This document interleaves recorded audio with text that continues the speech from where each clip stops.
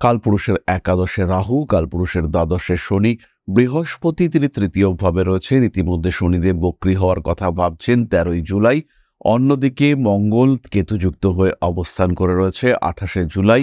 খেয়াল রাখতে হবে আগামী কিছুদিনের মধ্যে তুলার পরিশ্রম কিন্তু বাড়তে চলেছে। তাই যে সমস্ত তুলা রাশি বা লগ্নের মানুষরা ভাবছিলেন যে সহজে অর্থ উপার্জন করবেন বা সহজভাবে জীবনটা অতিক্রম করতে পারবেন, সেটা কিন্তু হচ্ছে না। কিন্তু পঞ্চমে রাহু রয়েছে, এই সময় চাকরি পরিবর্তন খুব ভাবনা চিন্তা করে করতে হবে। যারা আপনার বিরুদ্ধে রয়েছে, যারা আপনার বিরুদ্ধে আইনি পদক্ষেপ নিতে পারে, সেই সমস্ত মানুষগুলোর অ্যাক্টিভিটি লেভেল সেটা ভীষণভাবে বাড়তে চলেছে। সেই সমস্ত মানুষগুলো কিন্তু আপনার বিরুদ্ধে যত রকম প্রিপারেশন নেওয়া যেতে পারে সেটা নেওয়ার পরিকল্পনা করছেন। প্রেমিক কিংবা প্রেমিকার কর্ম পরিবর্তন, অনেকটা উন্নতি, আপনার ভাগ্যে তার ডেভেলপমেন্ট, তার কিন্তু একটা সংযোগ দেখতে পাওয়া যাবে। ওভারঅল এই সময় বিয়ের কথাবার্তা কিছুটা এগোবে, কিন্তু ফাইনালাইজেশনের সম্ভাবনা অনেকটাই কম। সেই মানুষটাকে চয়ন করতে পারবেন, সেই মানুষটা আপনার সামনে আসবেন যিনি আপনার জীবন সঙ্গী হতে চলেছেন। লটারির টিকিট কাটতে পারেন তুলা। পঞ্চম ভাবে বৃহস্পতি দৃষ্ট রাহু রয়েছে।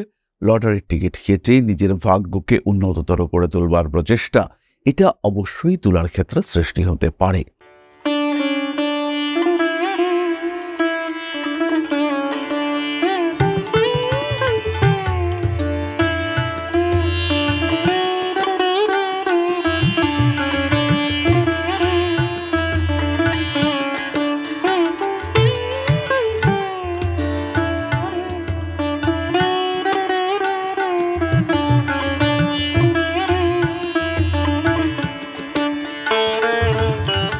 নমস্কার, ঋষিবাণী ইনস্টিটিউট অফ ভেদিক অ্যাস্ট্রোলজির পক্ষ থেকে স্বাগত জানাই আজকের জ্যোতিষ আলোচনায়। আমি শান্তনু আপনাদের সঙ্গে। আলোচ্য বিষয় বিশুদ্ধ জ্যোতিষ। বর্তমান সময়ে গ্রহ সঞ্চার, গ্রহ অবস্থান, এরা কেমন যেন একটা জটিল পরিস্থিতির মধ্যে রয়েছে। মানুষের মনের মধ্যে শান্তির অভাব, স্বস্তির অভাব, সব দিকেই কেমন একটা অস্থিরতা। কালপুরুষের একাদশে রাহু, কালপুরুষের দ্বাদশে শনি, বৃহস্পতি তিনি তৃতীয় ভাবে রয়েছেন। ইতিমধ্যে শনিদেব বক্রী হওয়ার কথা ভাবছেন 13ই জুলাই। অন্যদিকে মঙ্গল কেতুযুক্ত হয়ে অবস্থান করে রয়েছে 28শে জুলাই। মঙ্গল আবার কন্যা রাশিতে প্রবেশ করবে। কন্যা রাশির ক্ষেত্রে মঙ্গল তৃতীয়পতি, অষ্টমপতি, এই সমস্ত জটিল সমীকরণ রাশিচক্রকে বেশ খানিকটা জর্জরিত করে রেখেছে। ফলে মানুষের মধ্যে বিভিন্ন ধরনের প্রশ্ন জেগে উঠছে। কবে ফিরবে সুদিন, কবে ফিরতে চলেছে কপাল? এই ধরনের প্রশ্নেরই কিছু উত্তর নিয়ে আমরা আজকে আপনাদের সঙ্গে আগামী কয়েকটি দিনের জন্য কয়েকটি প্রেডিকশন, এবং যেগুলি মোটামুটি রাশি লগ্ন নির্বিশেষে কার্যকরী হবে, এই ধরনের রিসার্চ ওরিয়েন্টেড প্রেডিকশন, সেগুলো আমরা আনার চেষ্টা করেছি আপনাদের সাথে। আজকে তুলা রাশি নিয়ে আমরা আলোচনা করব। খেয়াল রাখতে হবে আগামী কিছুদিনের মধ্যে তুলার পরিশ্রম কিন্তু বাড়তে চলেছে। তাই যে সমস্ত তুলা রাশি বা লগ্নের মানুষরা ভাবছিলেন যে সহজে অর্থ উপার্জন করবেন বা সহজভাবে জীবনটা অতিক্রম করতে পারবেন, সেটা কিন্তু হচ্ছে না। খাটাখাটুনির মাত্রা পজিটিভলি বাড়তে চলেছে। পরিশ্রমের মাত্রা এটা অবশ্যই বাড়তে চলেছে। সহজে কিন্তু এই পরিশ্রম থেকে রিলিফ পাওয়া যাচ্ছে না। পরিশ্রম করতে হবে কর্মক্ষেত্রে, বিশেষ করে ডেডিকেশন এটা মেনটেন করতে হবে। যে কাজটা আপনার উপরে অর্পিত, হতেই পারে আপনার উপরে একটু কাজের চাপ বেশি দেওয়া হচ্ছে, অফিস বা কোম্পানি আপনাকে ইউজ করতে চাইছে, কিন্তু সেই ক্ষেত্রে এটা প্রতিবাদের সময় নয়। মাথা ঠান্ডা রাখতে হবে। সাকসেস আসবেই, রেকগনিশন আপনি পাবেন। এই মুহূর্তে সমস্যা থাকলেও সেটা আপনি ওভারকাম করতে পারবেন।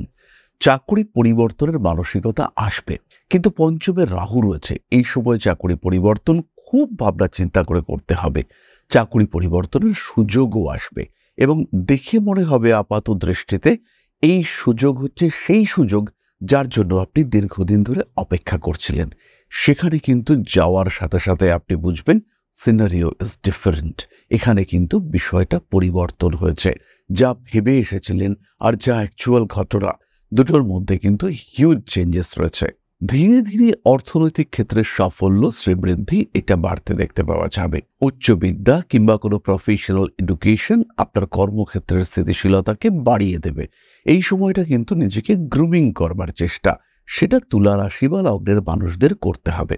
নিজেকে আর একটু বেটারমেন্টের দিকে এগিয়ে নিয়ে যাওয়ার চেষ্টা, এটা অবশ্যই তুলা রাশি বা লগ্নের মানুষদের করতে হবে।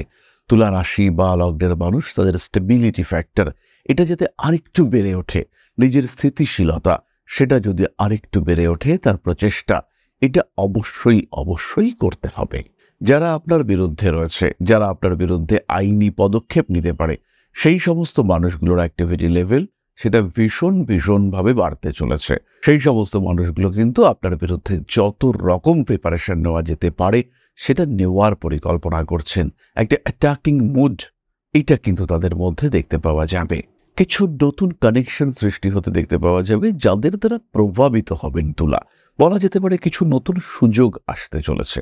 এই সময় কিন্তু পরিবারের কোনো বয়োজ্যেষ্ঠ ব্যক্তি, স্পেশালি দাদা কিংবা এমন কোনো মানুষ যার বয়স আপনার থেকে কম হলেও অভিজ্ঞতা এক্সপেরিয়েন্স অনেকটা বেশি, এই ধরনের কোনো মানুষের সঙ্গে অ্যাটাচমেন্ট বাড়তে দেখতে পাওয়া যাবে এবং তার সঙ্গে কোনো পার্টনারশিপ বিজনেস, তার সঙ্গে একত্র হয়ে কোনো ব্যবসায়িক চিন্তা ভাবনা, এই বিষয়গুলো কিন্তু করতে পারবেন তুলা রাশি বা লগ্নের মানুষরা। শর্ট টার্মের জন্য, অল্প সময়ের জন্য বিদেশ যাত্রা, এই সুযোগ কিন্তু তুলার ক্ষেত্রে আসতে পারে, কিন্তু সেই ক্ষেত্রেও বুঝতে হবে যে পরিস্থিতি কেমন হতে চলেছে। বিদেশ যাত্রার একটা সুযোগ এলো, আপনি সেখানে গেলেন এবং সেখানে কিছুটা সমস্যা দেখতে পাওয়া গেল, আপনার অস্থিরতা বাড়ল। এই ধরনের সমস্যায় কিন্তু পড়তে পারেন তুলা রাশি বা লগ্নের মানুষরা এবং সেই ধরনের ডিপ্রেশন, অ্যাংজাইটি সেগুলো যাতে কন্ট্রোল করা যায় তার একটা প্রচেষ্টা এটা অবশ্যই তুলা রাশি বা লগ্নের মানুষদের করতে হবে। তুলার ক্ষেত্রে কিন্তু সাকসেস রেট কিছুটা হলেও ডিস্টার্বড, তবে এই সময় স্বামী কিংবা স্ত্রী, আপনার ঘরের মানুষটা, আপনার সাথী, তার কিন্তু সাকসেস রেট বেশি। প্রেমিক কিংবা প্রেমিকার কর্ম পরিবর্তন, অনেকটা উন্নতি, আপনার ভাগ্যে তার ডেভেলপমেন্ট, তার কিন্তু একটা সংযোগ দেখতে পাওয়া যাবে। দীর্ঘদিন ধরে প্রেম করছিলেন, ভাবলেন এবার বিয়েটা করা দরকার, প্রেমিক অথবা প্রেমিকার সাথে কথা হলো, কিন্তু অর্থনৈতিক অবস্থা এমনই যে বিবাহের পরে সংসারটাকে সামাল দেওয়া কঠিন হতে পারে। এই সময় কিন্তু হঠাৎ করেই দ্বিতীয় জোরের একটা অর্থ উপার্জনের সুযোগ সৃষ্টি হওয়া, আপনাদের বিয়ের ক্ষেত্রে একটা নিশ্চয়তা সৃষ্টি হওয়া, তার সংযোগ দেখতে পাওয়া যাবে। এই সময় কিন্তু বিবাহিত জীবন সম্পর্কে একটা সলিড পরিকল্পনা তুলা অবশ্যই করতে পারবেন। তবে বিবাহের সময়কাল এটাকে আরো কিছুটা পিছিয়ে রাখা যেতে পারে। সেই ক্ষেত্রে বিশেষ তাড়াহুড়ো না করে ঠান্ডা মাথায় বিয়ের জন্য চিন্তাভাবনা করা যেতে পারে এবং বিবাহিত জীবন সেখানে কিন্তু শান্তি, স্বস্তি ইত্যাদি যাতে আসে তার জন্য মাথা ঠান্ডা রাখার চেষ্টা সেটাও করা যেতে পারে। ওভারঅল এই সময় বিয়ের কথাবার্তা কিছুটা এগোবে, কিন্তু ফাইনালাইজেশনের সম্ভাবনা অনেকটাই কম। সেই মানুষটাকে চয়ন করতে পারবেন, সেই মানুষটা আপনার সামনে আসবেন যিনি আপনার জীবনসঙ্গী হতে চলেছেন। তুলা রাশি বা লগ্নের মানুষদের জন্য একটি বিষয় নেগেটিভিটিও রয়েছে এবং সেটাও বিবাহিত জীবন সম্পর্কিত। আপনার স্বামী কিংবা আপনার স্ত্রী, তার মধ্যে একটা ইনসিকিউরিটি কমপ্লেক্স কাজ করতে দেখতে পাওয়া যাবে। স্বামী কিংবা স্ত্রীর উপরে নিয়ন্ত্রণ কায়েম করবার একটা প্রচেষ্টা এটা কিন্তু তুলার ক্ষেত্রে দেখতে পাওয়া যাবে। এখানে কিন্তু একটা পজিটিভ বিহেভিয়ার সেটা অতিরিক্ত মাত্রায় চলে আসার সম্ভাবনা দেখতে পাওয়া যায়। তুলা রাশি বা লগ্নের মানুষরা পরিবারের মানুষদের উপরে একটু যত্নশীল হওয়ার চিন্তা করতে পারেন। বিশেষ করে বয়স্ক যে সমস্ত সদস্য রয়েছে তাদের সঙ্গে আপনার অ্যাটাচমেন্ট ভালো হওয়া এটা অবশ্যই জরুরি। এই সময় কিন্তু ধীরে ধীরে সম্পর্কগুলির ক্ষেত্রে উন্নতি দেখতে পাওয়া যাবে। তুলা কিন্তু নিজের ব্যবসার চিন্তাভাবনা করতে পারেন। কিছু একটা secondary profession, secondary source of earning এটা নিয়ে তুলার ভাবনা চিন্তা করার এবার কিন্তু সময় চলে এসেছে।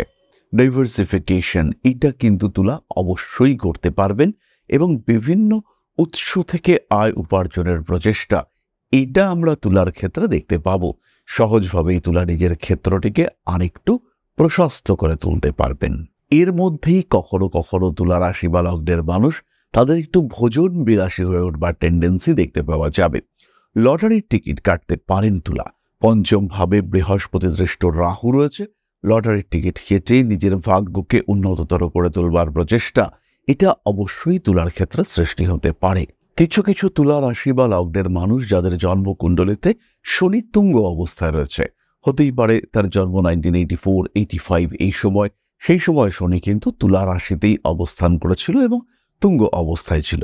এরকম যাদের কুণ্ডলিতে শনি রয়েছে তাদের মধ্যে বিভিন্ন বিষয়ের প্রতি একটা নিষ্প্রিয় হয়ে উঠবার প্রবণতা সেটা কিন্তু বাড়তে দেখতে পাওয়া যাবে। বিভিন্ন বিষয়ের প্রতি তারা একটু ইগনোরেন্ট হয়ে উঠবেন, সমস্ত কিছু থেকে অস্বীকার করে নিজেকে নিয়ে থাকা আধ্যাত্মিক চেতনার উন্মেষ এগুলি তুলার ক্ষেত্রে বাড়তে দেখতে পাওয়া যাবে যাদের কুণ্ডলিতে শনিদেব বলবান অবস্থায় রয়েছেন। বাসস্থান লাভ বা পরিবর্তন তার সংযোগ তুলার ক্ষেত্রে দেখতে পাওয়া যাবে এবং মোটামুটি জুলাইয়ের শেষ ভাগ থেকেই বাসস্থান সম্পর্কিত একটা চিন্তাভাবনা, বাস্তু পরিবর্তনের একটা চিন্তাভাবনা, এটা আমরা তুলার ক্ষেত্রে দেখতে পাব এবং এই পরিবর্তন তুলার জন্য অবশ্যই শুভ। শুভ বাস্তু, ভালো বাস্তুতে তুলা শিফট করতে পারবেন। অবশ্যই এই প্রসঙ্গে বাড়ি পরিবর্তনের আগে বাস্তু কারেকশন অবশ্যই দরকার। এই সিরিজে আমরা এই ধরনের ডিসকাশন করেছি এবং আমরা এটা বুঝতে পারলাম যে অন্যান্য রাশির তুলনায় তুলা কিন্তু অনেকটাই বেটার থাকবেন। এই বর্তমানকালে বেশ জটিল পরিস্থিতির সৃষ্টি হয়েছে। এই জটিল পরিস্থিতির মধ্যে তুলা কিন্তু নিজের স্থিতিশীলতাকে অনেকটা বাড়িয়ে তুলতে পারবেন। ভালো থাকার সুযোগ সেটা তুলার ক্ষেত্রে রয়েছে। তবে জীবন মানেই সমস্যা, অস্থিরতা, জীবন মানেই আপস অ্যান্ড ডাউনস, প্রতিবন্ধকতা। তাই জীবনে অগ্রগতি যদি বাধাপ্রাপ্ত হয়, এগিয়ে যাওয়ার রাস্তাগুলি যদি প্রায় বন্ধ হয়ে যায়, সেই ক্ষেত্রে অবশ্যই আপনার পাশে দাঁড়াতে পারেন আপনার জ্যোতিষ বন্ধু। সমস্যাগুলিকে চিহ্নিত করা, তাদের উপায় খুঁজে বার করা এবং নির্মূল করার সম্ভাবনা সৃষ্টি করা, এটা আপনার জ্যোতিষ বন্ধু করবেন আপনার সাথে। সাধারণ প্রতিকার আপনি গ্রহণ করতেই পারেন, তবে তার আগে অবশ্যই একটা প্রপার বিচার, একটা অ্যানালাইসিস এইটা করে নেওয়া দরকার এবং তখনই কিন্তু আপনার প্রতিকার পারফেক্ট হতে চলেছে। জন্মকুণ্ডলিতে দশা যদি মোটামুটি সাপোর্টিভ হয়, জন্মকুণ্ডলিতে গ্রহ অবস্থান যদি সাপোর্টিভ হয়, সেই ক্ষেত্রে সামান্য রেকটিফিকেশন সেটা কিন্তু আপনাকে বিরাট জায়গায় এগিয়ে নিয়ে যেতে পারে। সুতরাং প্রতিবন্ধকতা, ঝামেলা, অশান্তি এদেরকে প্রশ্রয় না দিয়ে অবশ্যই আপনার জ্যোতিষ বন্ধুর সঙ্গে পরামর্শ করুন। আর যারা জ্যোতিষ শিখতে চাইছেন তাদের জন্য ঋষিবাণী নিয়ে এসেছে একটি কম্প্যাক্ট কনডেন্সড কোর্স, যেখানে একই কোর্সের মধ্যে আপনি জ্যোতিষশাস্ত্র, হস্তরেখা বিদ্যা, সংখ্যাতত্ত্ব এবং বাস্তুশাস্ত্র শিখতে পারবেন। সুতরাং দেরি না করে যারা দেখাতে চাইছেন, কনসালটেশন চাইছেন, অথবা যারা শিখতে চাইছেন, সরাসরি যোগাযোগ করুন ঋষিবাণী ইনস্টিটিউট অফ ভেদিক অ্যাস্ট্রোলজিতে। তাহলে এবার আমরা চলে আসবো আলোচনার পরবর্তী পর্যায়ে, অর্থাৎ আপনাদের প্রশ্নে জ্যোতিষের উত্তর। তবে তার আগে ছোট্ট একটি বিষয় আপনাদের সঙ্গে শেয়ার করতে চাইব। পরম ব্রহ্ম মিলন মঠ ও সেবাশ্রম অধ্যাত্ম, সেবা এবং প্রকৃতি পূজনে সম্পূর্ণ নিয়োজিত একটি সংস্থা। সম্পূর্ণ স্বেচ্ছাসেবী এবং সমাজ কল্যাণমূলক এই সংস্থা আমরা এগিয়ে চলেছি মানুষের পাশে দাঁড়ানোর লক্ষ্যে। এই প্রসঙ্গে দীর্ঘদিন ধরেই আমরা বিভিন্ন এলাকায় বেশ কিছু কাজ করে আসছি। আপনাদের সহযোগিতা, আপনাদের পাশে দাঁড়ানো, আপনাদের হাতে হাত মিলিয়ে এগিয়ে নিয়ে আসার চেষ্টা, আপনাদের সহযোগিতা, আপনাদের পাশে দাঁড়ানোর প্রয়াস, এই সমস্ত কিছুই আমাদেরকে এগিয়ে নিয়ে চলেছে। আমাদের পাথেয় হয়ে উঠেছে আপনাদের ভালোবাসা। বিগত বেশ কিছুদিন ধরেই আমরা বিভিন্ন অনগ্রসর এলাকায় কাজ করে চলেছি। কখনো আমরা শিশুদের মধ্যে শিক্ষা উপকরণ বিতরণ করেছি, কখনো আমরা পুজোর পোশাক বিতরণ করেছি, কখনো তাদের খাদ্যের ব্যবস্থা করেছি।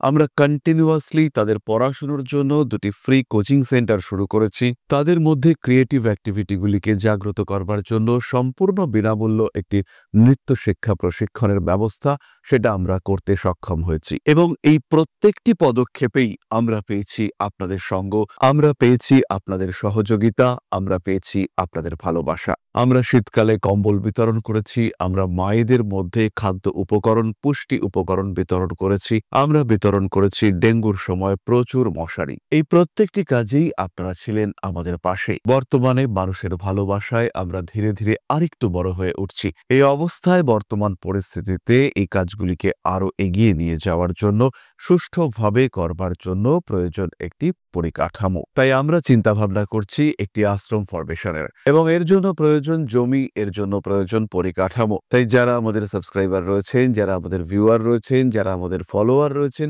যারা আমাদেরকে ভালোবাসেন, যারা আমাদের পাশে থাকেন, প্রত্যেকটি সহানুভূতিশীল মানুষের কাছে আমাদের অনুরোধ, সাধ্যমতো সামান্য পরিমাণে আপনারা এগিয়ে আসুন।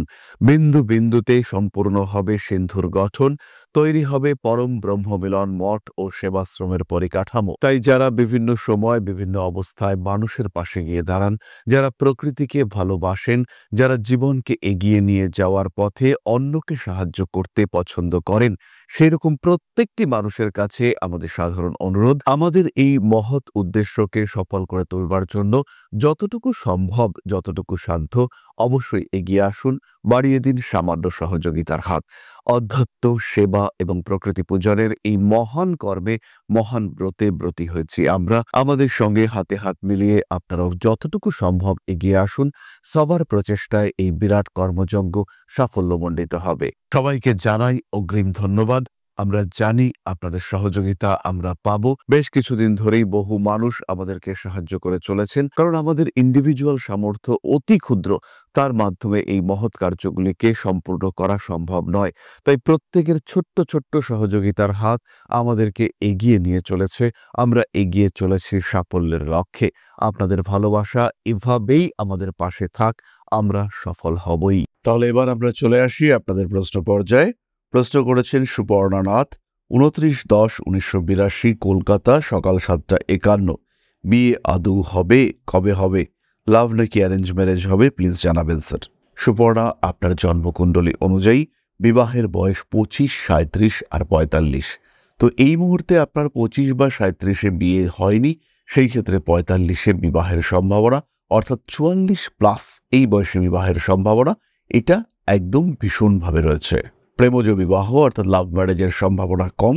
দেখে শুনে বিয়ে, হয়তো এই দেখাশোনাটা আপনি নিজেই করলেন, কিন্তু বিয়ের উদ্দেশ্যে দেখাশুনো, প্রেম নয়, এই বিষয়টি আপনার ক্ষেত্রে দেখতে পাওয়া যাবে।